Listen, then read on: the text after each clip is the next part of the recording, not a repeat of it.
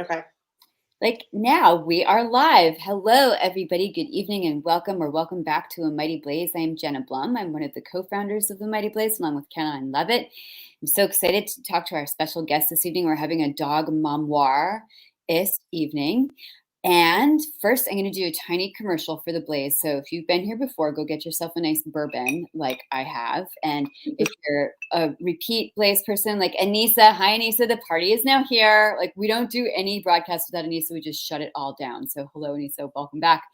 If you are Anissa and a Blazer, part of Blaze Nation already, thank you. Welcome back. You make the Blaze what it is. If you're new here and you like what you see, give us a like or a follow on Instagram, on Facebook, on YouTube, on LinkedIn. We are everywhere. We're ubiquitous. Basically, we have been working since March 2020 to connect writers and readers online in the age of COVID, in the age of Delta, in the age of Omicron or Omicron, whatever it is, like the new thing, and beyond. We will be here forever and ever and ever, like cats. So welcome. And tonight I am here with my sister dog mom, Chloe Shaw, who wrote this great memoir, dog memoir called What is a Dog? And this, Chloe, this has like this quote on it. This first question I have for you, when we get into it, by John Irving that says, "This book is for anyone who has ever loved a dog." And your book came out in, I want to say April 2021, is that right? It was last July. So no. Yeah, 2021. Right. Time is melted. Like I never Yeah. know if it's 2021, like what time it is. Hi, Karen. Hi.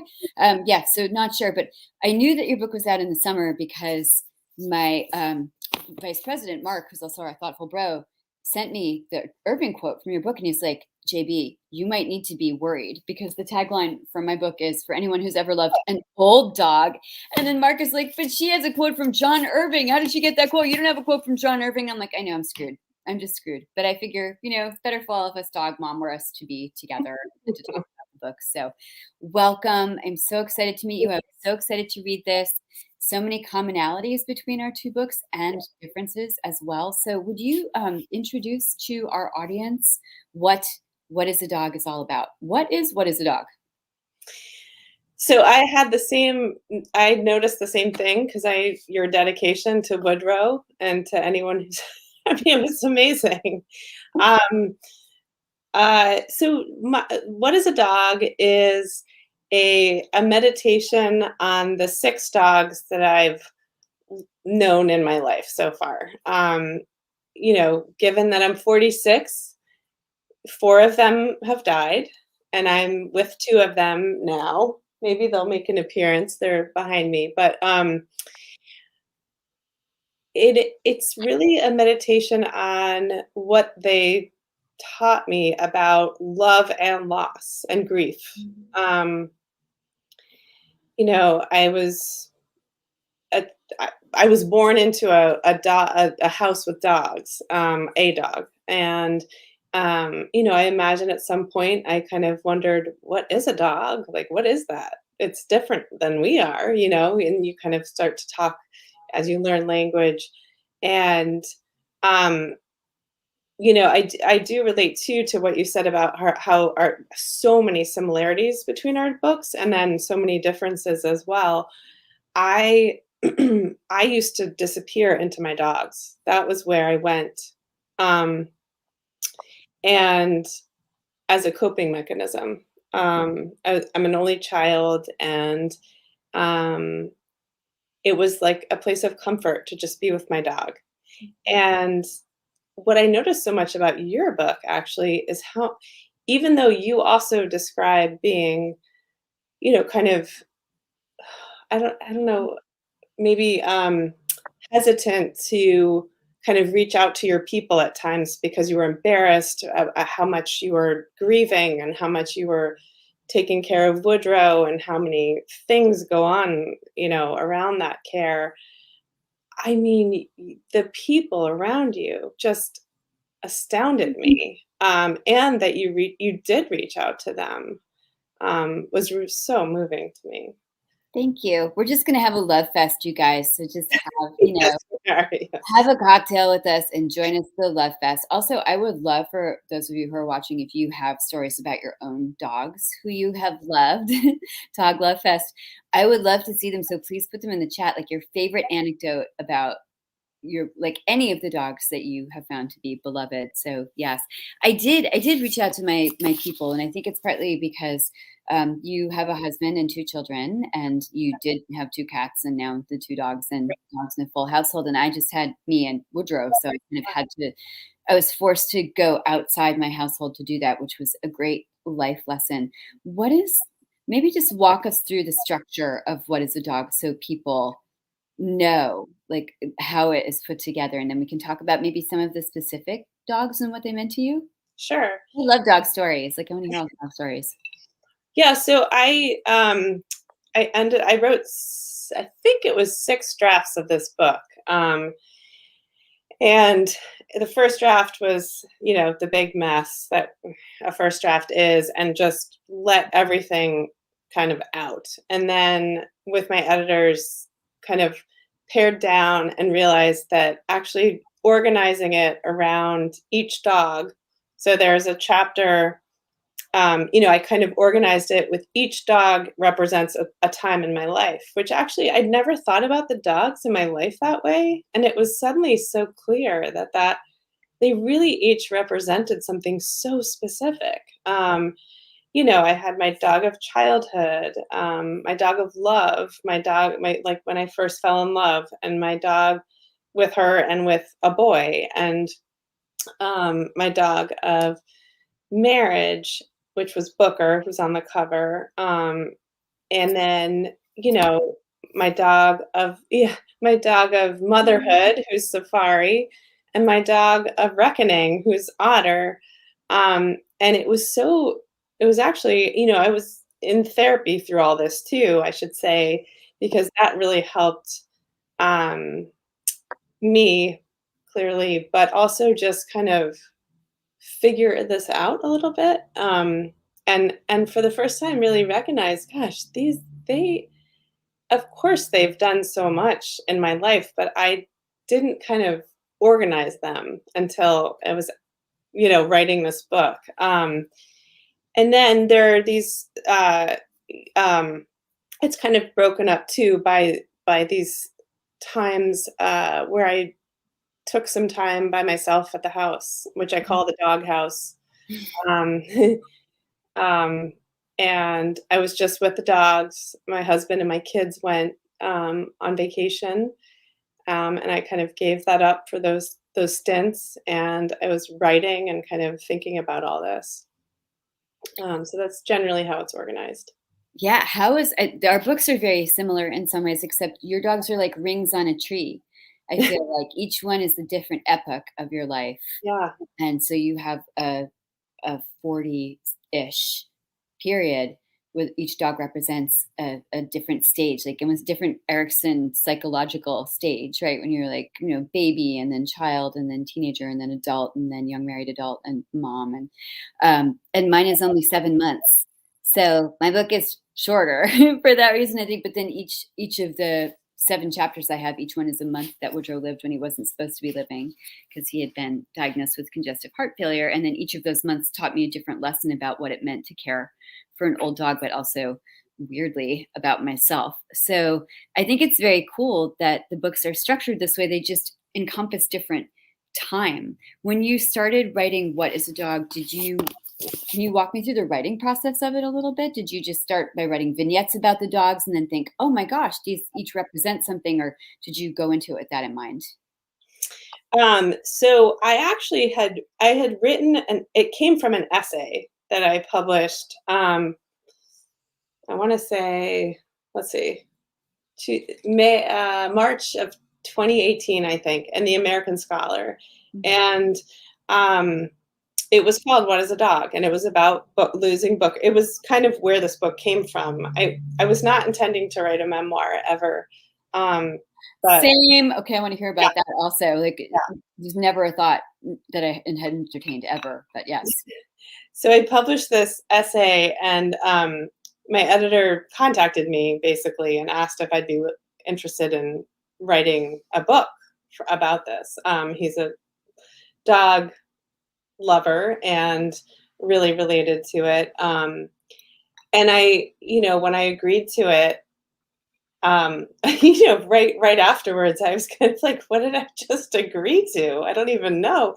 But then when I sat down and I started writing, that's what I mean about kind of having the space and the time to think about what these dogs have actually truly meant to me. Um, because I've always been so drawn to animals, especially my dogs, and it was actually a really good exercise to kind of understand why. Mm. Most of it's just interesting to me, I guess. And some of it was really helpful to my human relationships. There are times when, I mean, I talk a lot about in the book, I would always want to be my dog.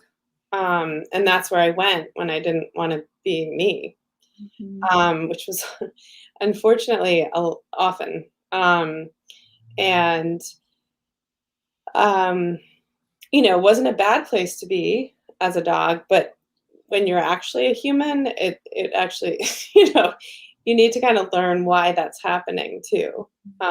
So Mhm. yeah.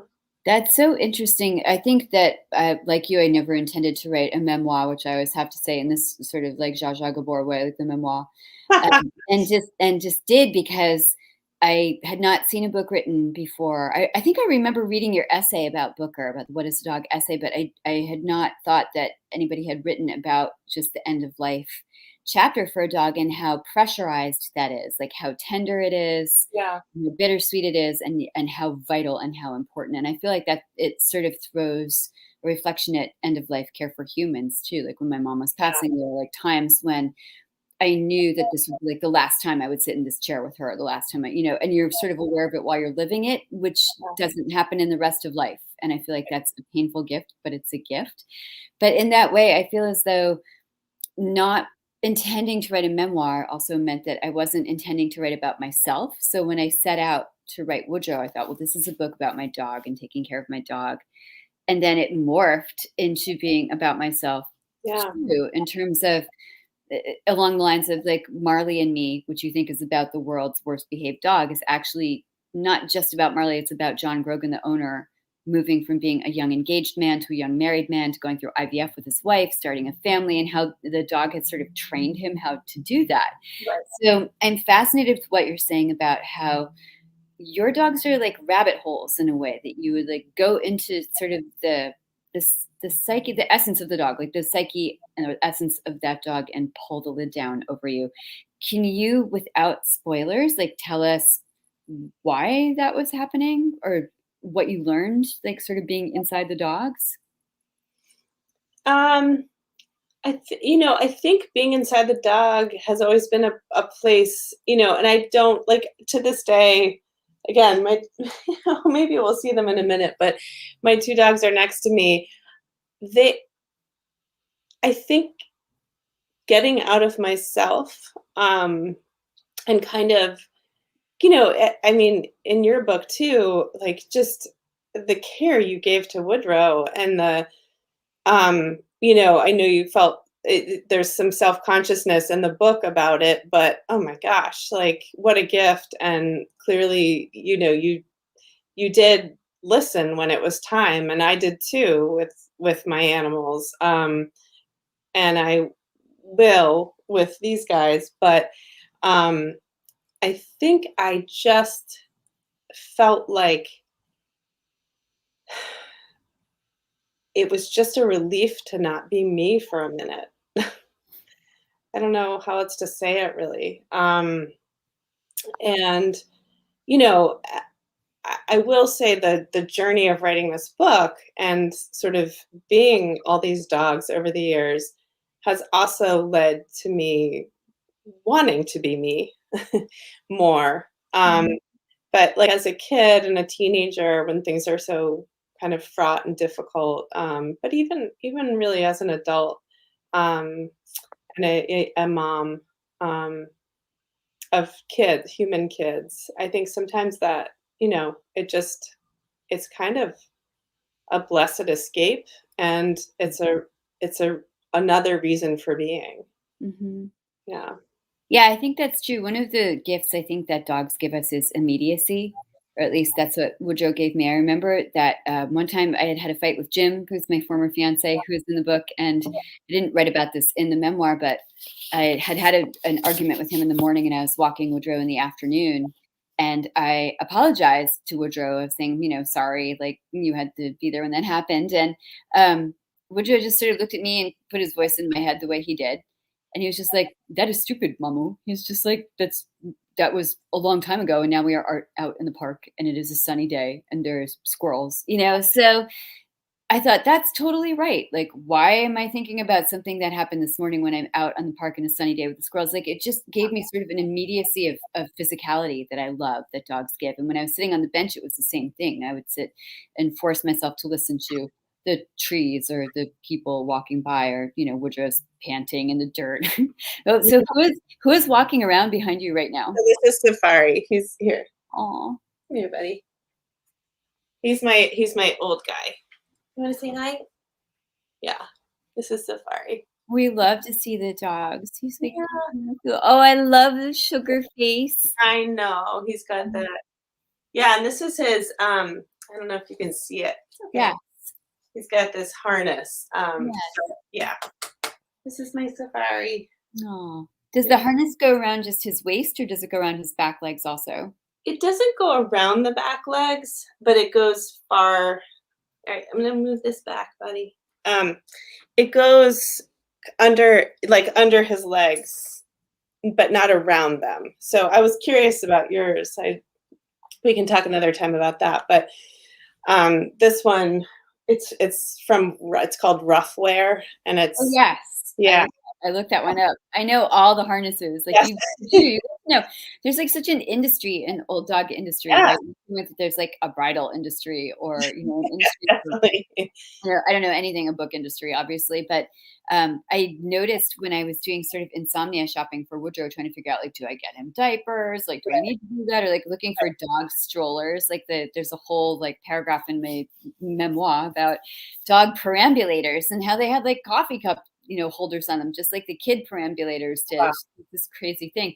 But I got to know the harnesses very well, and the Yeah, rough is good. If anybody out there has an old dog, I would highly, highly, highly recommend a harness called a Help 'em Up harness, which is what Woodrow had, that enabled me to carry him around like a suitcase. It was a double-handled that's one. amazing. Yeah, That really is amazing. it was better than a towel. He was a heavy boy. So Safari, tell us how old Safari is now, and how much does he weigh, and how is he doing? So Safari's 14, and I I would guess he weighs about 55 pounds, maybe 50, and he's doing okay. He definitely has lost a little control in the house with it. Like, he poops in the house.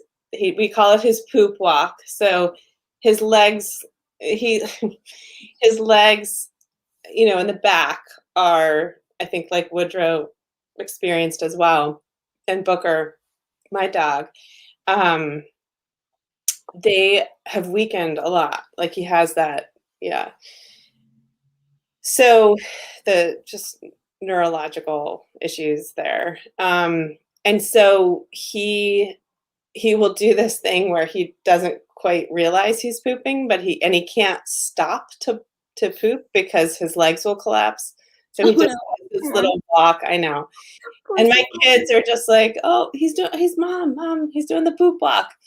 Um, it's if that's the worst thing right now, we can handle it. Other than that, he's pretty good. But he sleeps. I related so much to, and just reading about an old dog again, it really brought up a lot because I know we're headed there. But he sleeps a lot, and he seems a little like, I don't know if dog dementia is something, but he seems a little like he had, his eyes aren't great. He can't hear. Same thing you said, you clapped when you had to get Woodrow up. I have to clap. He doesn't, if I just like walk into the room, he's not sure I'm there. Right. Yes. It's Yeah. the vibration of the clapping, I think, Yeah. is what does it. But Sometimes I hit the floor a little bit, Mhm. you know, and then he'll pop too. And he's always so happy to see me. So he still eats and all that, but yeah, we're it's such a, grateful for every day with him.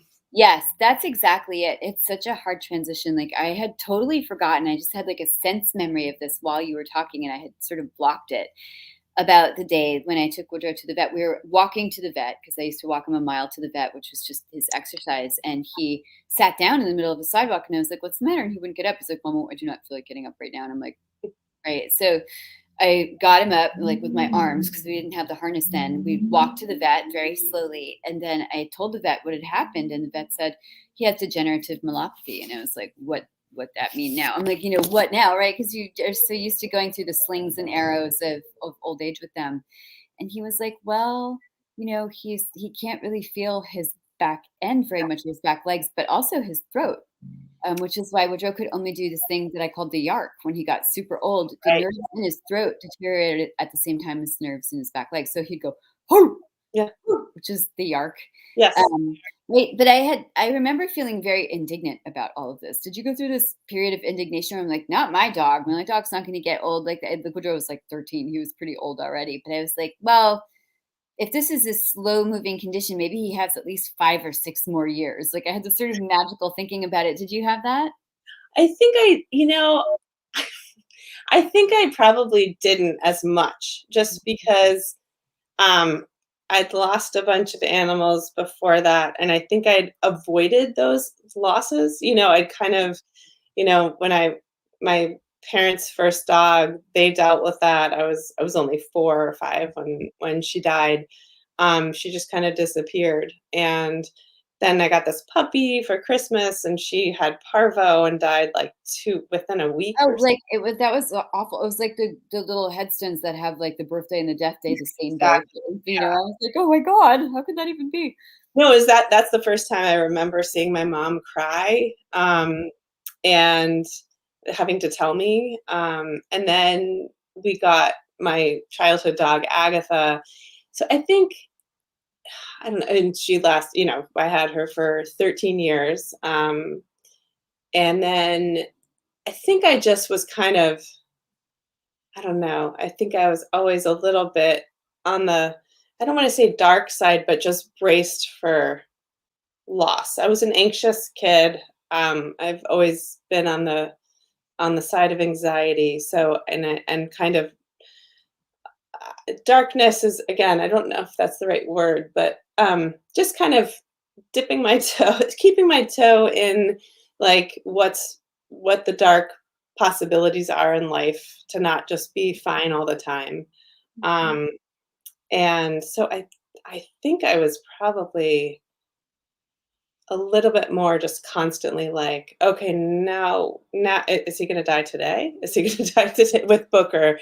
We would go to the vet, and I was just, whenever he had something, he had like a little head tumor, benign, but he had to have it removed. He had so many things. He tore both his back ACLs, and my dog Otter, who's lying next to me, just did that too, and he's just recovering from 3 months of surgeries and recovery. Oh my Um, gosh, yeah. that's a So lot. You have to carry around some big dogs over there. I do, and he's too big right now for me to really lift up, and so, um, I have a harness for him too, but usually it just takes someone else to get his back legs, but he's been cleared. He just got cleared. Both surgeries went great, and so, um, I think he's gonna be able to jump back up into the car by himself. I tried to train him to go up a ramp, and it like couldn't, wouldn't. I was No, Woodrow would not. He did not do the ramp. I had these foam steps for him that I ordered from Amazon, And I and he would go up the foam steps, so I tried to make him use the ramp, and he was like, "No, thank you." And I threw a hamburger in the car, and he wouldn't go. Yes, I did hot No, dogs. no problem. I did hot dogs. Yeah, like hot chicken. I threw a whole chicken in that car, and he was just like, "Mom, get the chicken yourself. I'm not going up that ramp. Get the chicken and give it to me down here." It's like the dog thought thing, right? So I have to tell you right now, just so I don't forget it. I love so much your little Woodrow voices. All the pieces in the book where you go into his voice, because I did a little bit of that in my book too, but I just love it. And where does Kooks come from? How did that Oh, I don't know. You know, I called Woodrow so many names in me his too, life, but yeah. and none of them made sense in Yeah. any way. They were all nonsense. There was like Snooshta and, you know, Plonkinator, like just the weirdest possible names. None of them had even sounding remotely like Woodrow. And he'd look at me like, that is not actually my name, Mama. You know, it's just like the dog is very no nonsense, I feel like, or at least he was. And then at the end of his life, I just started calling him Kooks, and that was sort of his last chapter name. I do the same thing with Henry Higgins. You know, people say, well, what is your new dog's name? And I say Henry, if we've just met. But then people hear me calling him Beanbag. Yeah. Oh yeah. Beanie was the thing for a while. I could try to stop it and I can't. So I was out walking him once, and there was this really tough guy with like a bunch of tats and like a kind of tough looking dog. And he was walking past me in the other direction. And I was like, come on, Beanie. Come on, Beanie Weenie. Like, let's go. And he was like, your dog's name is Beanie Weenie. I'm like, just look away and keep moving. It's Beanie Weenie. I'm sure you call your dog like little fleecy Mary Lamb when nobody's around. So He definitely does. back off. He totally does. Yeah. No, I call Safari Fluffernutter often. Fluffernutter, so cute, Fluffernutter. right? And the names have like nothing to do, but all the dogs have dog voices, right? So Woodrow's voice, I had described it as to my audiobook narrator as being like a cross between George Clooney and Barack Obama. And I told that to Jodi Picoult because we had my launch event together, and she was like, that basically sounds like the perfect man. And I'm like, that's absolutely right. That is the magic. That is Woodrow, George Clooney, and Barack Obama. And Henry sounds like Mickey Mouse on steroids. And instead of calling me Mama, he calls me Lady, or like Lades for short, because he's adolescent now. So he's like, Lades, the dog is so hungry, and also you are so boring. I'm talking on the Zoom, very boring, so I have to punch you with my bear toy very, very hard. And we go back to a Z. Going to a Z now. Goodbye. So what do your dogs sound like? I need to hear some dog voices. Dog voices. Dog voices. You know, that's a tough one for me. I'm not sure. Safari, so I write in my book that I think he's kind of like he's very shy. So he's very face shy. So if you meet him, he doesn't want to immediately greet you, but if you ignore him completely, he comes and he sniffs you out. Otter, on the other hand, is all up in your face, like all over you. So, and Booker was kind of a combination. He wasn't shy, but he wasn't. Otter can be disrespectful of your private, and Booker wasn't like that. Generally, he was kind of more, I don't know, dignified. Yeah, dignified would be nice. I have not had a dog who does that sort of Me Too thing of like, you know, investigating those places without buying you a drink kind of thing. Like that line in your book. Yes. Yeah, thank you. Yeah, I know. I totally just plagiarized from No, myself. I love it. I love it. But yeah, we had a dog down the block named Cashew whose nose was exactly at that height, like exactly. And I was just like, Cashew, no, man, you can't. It's not the era for this. In 1965, you could have done this, but like not now. It can't be done. Who is the funniest dog you've had? Otter. So my 4-year-old here, he is hilarious to me. I mean, he is just, you can look at him and ask him something, and he does that head tilt. Oh, I love that. Yeah. You can ask him anything. He doesn't know what you're saying, but he's just like, you know, he goes completely. But also, he's very, you know, I have specific commands. So he's crate trained. He sleeps in a crate at night, and he also eats in his crate. And so I have certain, I'm not going to say them now because he's right behind me, But if I say those commands, he just pops to and is like, "What? You're saying that right now?" And then, yeah, he'll look at me and then I'll say, "Yep," and he runs to his crate. Um, yeah, Best day ever.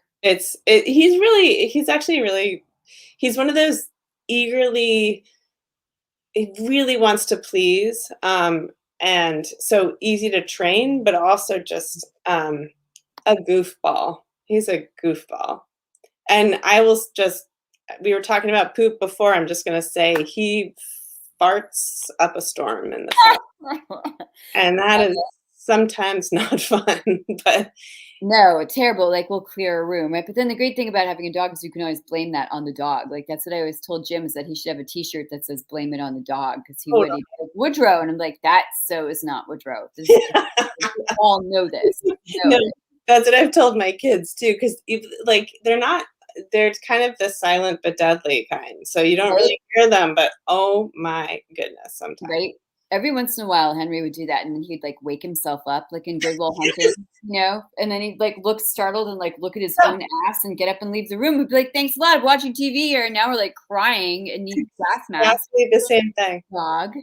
Yeah. It's so bad. I Otter think we should cracks I me think up. sorry, go ahead. No, no, the otter cracks me up, that's all, yes. No, it's so good. I think we should talk about poop, actually. We're talking about poop in the green Yes. room, and both Chloe and I were saying that we had become the people we would sworn we would never be, who are the people who talk about poop like, moms do it and then the dog parents do it, and now we're just like, yeah. So, but you already told us a poop story about, like, Safari doing the walk. And yeah, And they had my famous poop explosion with Woodrow, where it's yeah. just I had like a lawn sprinkler in my apartment, and it's just like, oh my god, it's just everywhere. So yeah, So, yeah, really so how did having the dogs? This is thank you all. suck at that. Our producer is like, let's talk about poop. I feel like there's like a song in here, like a Salt and Pepper song. Let's talk Let's about talk about poop, baby.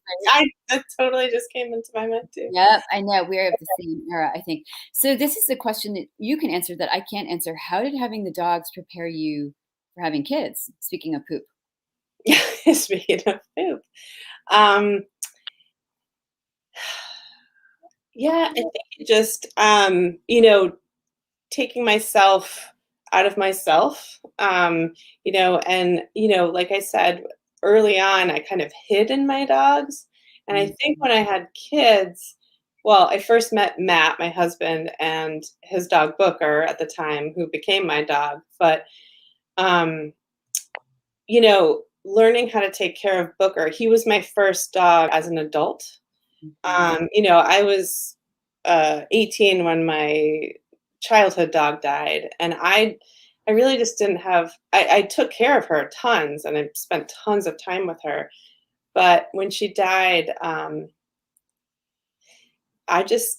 couldn't really deal with it. I just kind of I wasn't there when she died. My mom took her to be euthanized, and I can't imagine how hard that day was for my mom, actually being alone with her.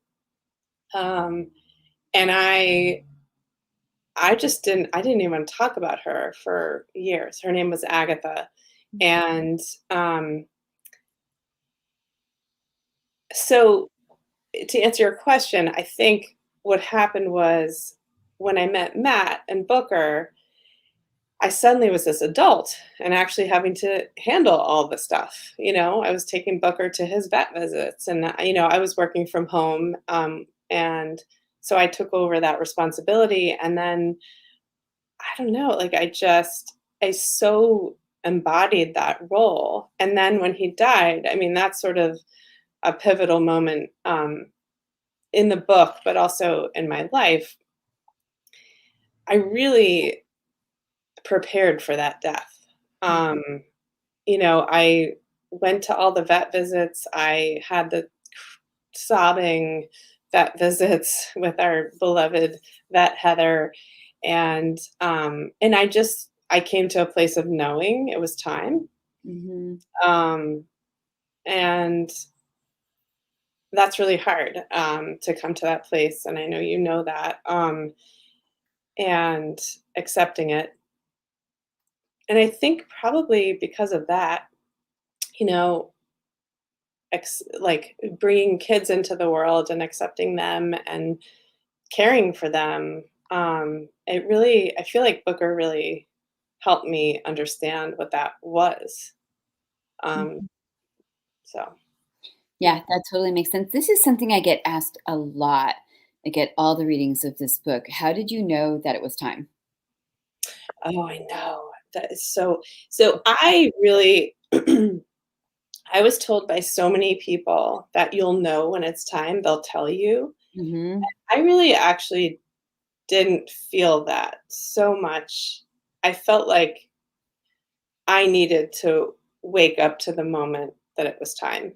Um, Not that it what things weren't happening that kind of um, revealed themselves. And you talk a lot about panting in your book. That really was a big thing, and that's Safari's panting a lot these days, and that kind of concerns me. But um, Booker was panting. It was just kind of like anxious. Mhm. He just seemed preoccupied. He seemed, um, and I just got to a point, and Matt and I did together, but it was really kind of I had to suggest it to him. Um, it just seemed like there wasn't he could hardly we had the harness, he could hardly walk. I mean, you've been through it all too. So I just realized this is not there's not the quality of life. I love how your book is arranged too, how it has these interludes about like even that whole section about, the scale of like Mhm. comfort for a dog. I've never actually seen that, but I just kind of felt that and I knew he's just not this isn't quality of Mhm. life anymore. And I did check, I checked in with our vet and she kind of agreed. But I personally, the whole thing about they tell you, I just had a harder time with that. I mean, they do sometimes, I'm sure, but I just felt like I had to be aware of it. Not, Mhm. I had to give him that mercy. Mhm.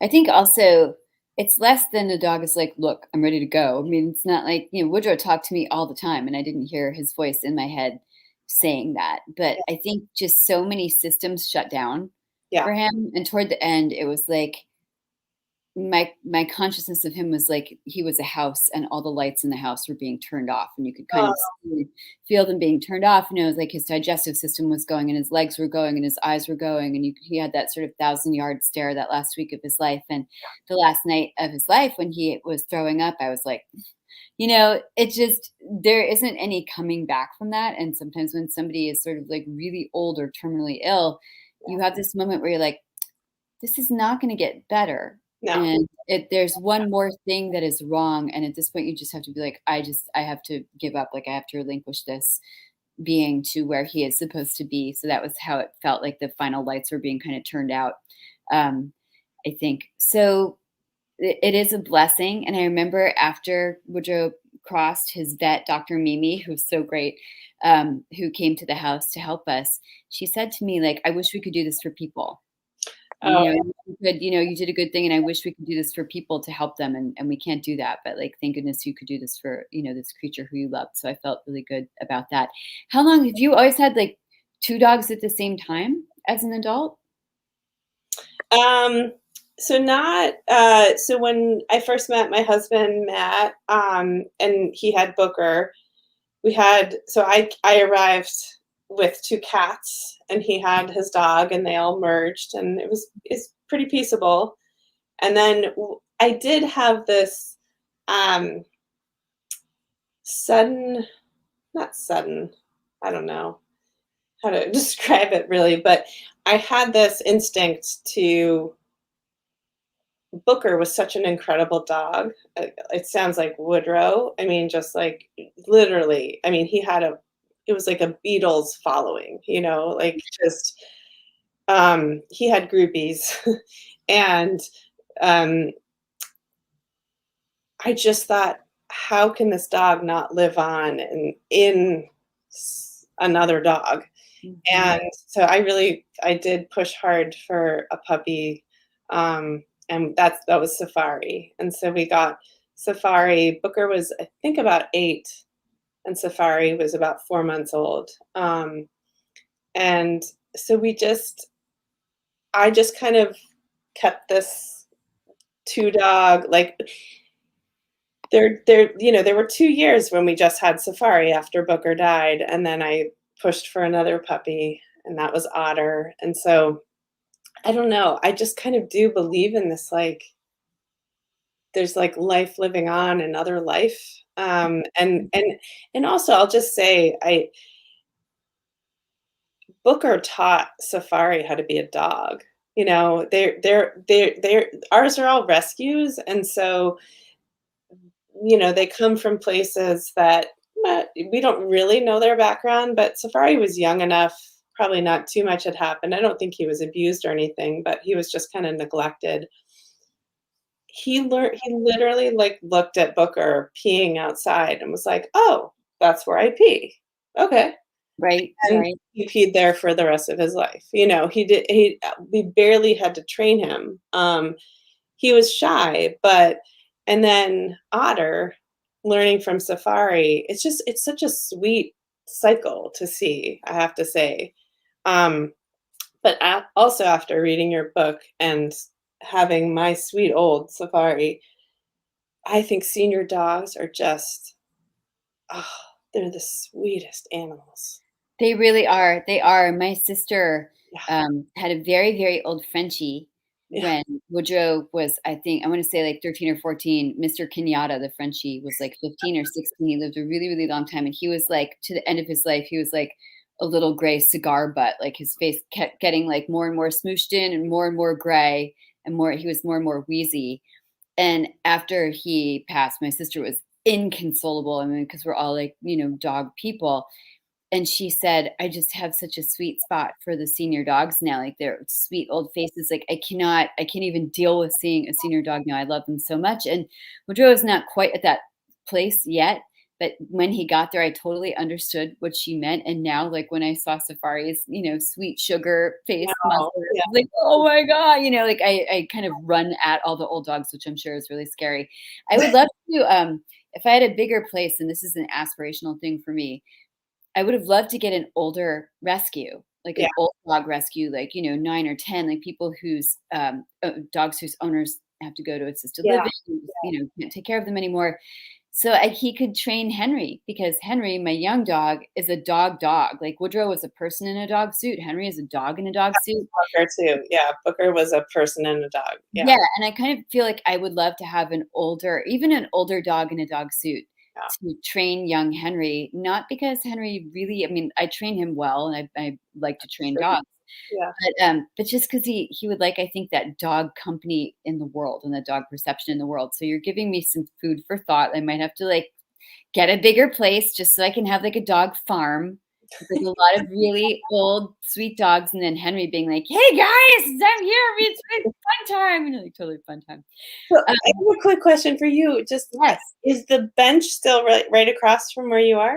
Do you yes. go there with Henry? Yes, You multiple do? times a day. So the bench, for those of you who don't know about the Woodrow bench, is the bench that we spent the last 7 months of Woodrow's life on because it was the closest one to our front door here in Boston, and he could get like across the street to the bench. That was it, and he would hold court there every day while I tried to work. He would pull people over to us, and finally, I just gave up working and realized the dog was making his own community, and I should just sit back and enjoy that. So after Woodrow passed.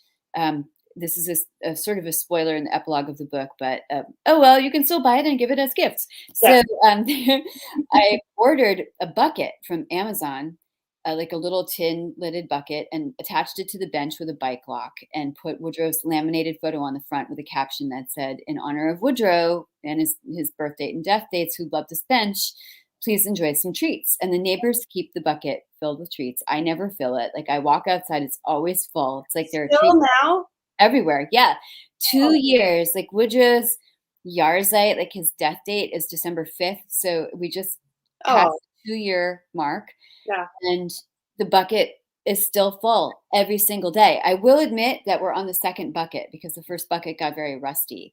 But like every day, like I'm looking out at the bucket right now and there are dogs at the bucket. It is amazing. And so all Wonderful. the dogs know about the bucket. Henry takes me out there, several times a day. And on weekends, and especially when people got vaccinated and everybody was like, yes, like the city got really busy again. The Yeah. bucket had to be filled multiple times a day because there's so many dogs coming to the bucket. So Oh, that is so wonderful. That it's makes me so really happy. good. Yeah, Yeah, it's nice. Like, people that yeah, surrounded you and all that really it's just an amazing thing. And the community continues too, which I think is really astonishing in a time when people are not very civil to each other always, to see that there's this very constant, very quiet, but very dedicated community of people and dogs. And still, when a dog gets a treat from the bucket, if I'm near these bells I hung on the window, I ring the bells.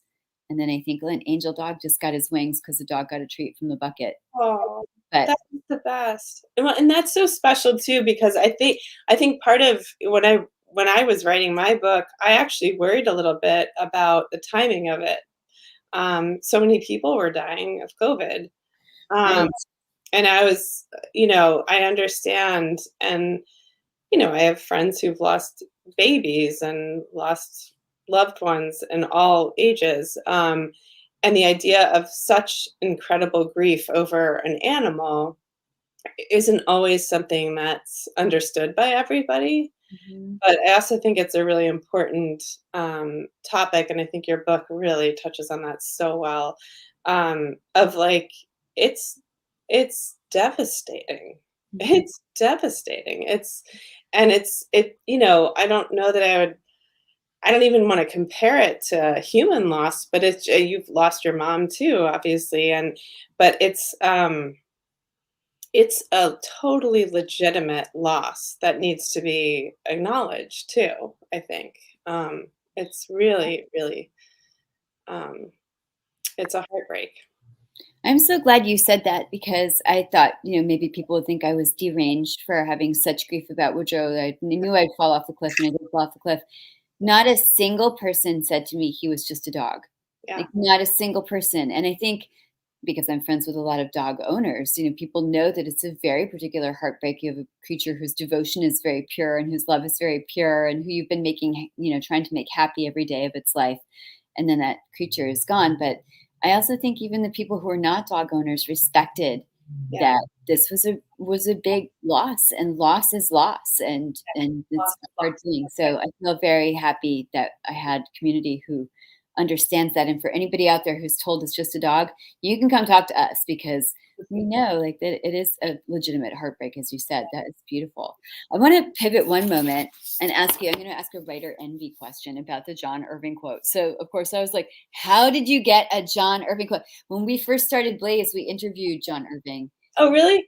Yes, and it was in April 2020 when we had just started. All the writers are trapped in their houses, and um, we could basically ask anybody to do anything and get away with it because everybody was in shock. But we were so terrified to interview John Irving that like we all had to drink like massive amounts of bourbon before that interview, and we were like, I remember just being terrified. It was like interviewing like a head of state. So tell us about the progeny of this quote, like where you got the quote. Oh, great. So, yeah. So, I was lucky enough to land a job right out of college as his assistant for 2 years. Oh my God. Yeah, I was his assistant and his wife's assistant for 2 years, just out of college, and it was wonderful. I mean, they were both so great to me, and so his wife is his agent, and she and I shared an office in their house, and I got to kind of observe. He at the time he just used a typewriter. He didn't use a computer, and he and I have something in common. Which I'm sorry, John, I'm revealing this, but he types with 2 fingers, and so do I. I don't know how Oh to my type. God, that's so cute. You all heard this here and only here on the Blaze that John Irving types with 2 fingers. Okay, my life is made. Move over, dogs. Like that's what we came to hear. Bye, Maybe, dogs. maybe he's learned since, but I don't think so.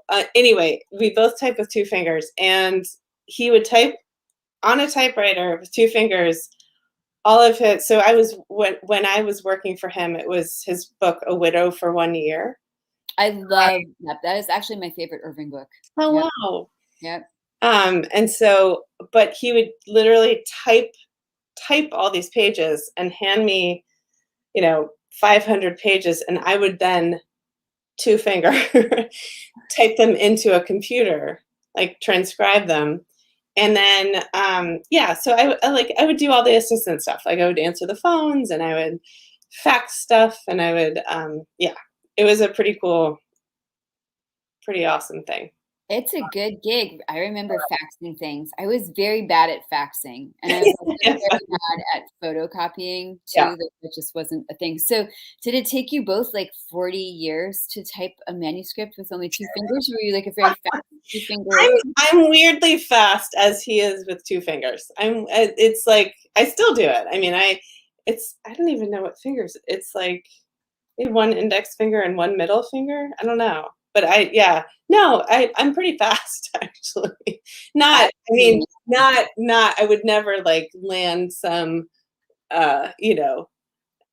like secretarial job for someone that really wanted things to get done, but it worked fine. And what was so cool about that job, I mean, everything was, but they were so good to me, and I really learned actually the kind of athleticism of writing from him, meaning, he was a wrestler as a younger person and then continued to work out and wrestle. He had a gym in his house. He had these wrestling dummies that he would wrestle with and like, work for a workout. But he would get to, as writers, you can probably relate to this. You can kind of make it precious and go to coffee shops and go to, do all this stuff and think you're a writer.